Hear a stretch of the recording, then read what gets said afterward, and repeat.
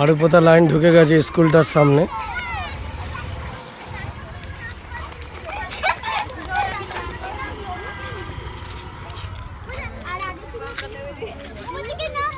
বইস্তলার সামনে চলে এসে। হ্যাঁ গাড়িটা তোকে দিয়ে দিলাম, যা তুই নিয়ে চাবি নিয়ে নিচ্ছি, পরেরটা বুঝে নিচ্ছি আমি, যা। কেসটা করে দাও তো। 5000 লাইসেন্সটাকে চেক করো। লাইসেন্স নেই বলছে। ওই যে স্যার লাইসেন্সটা চেক করান।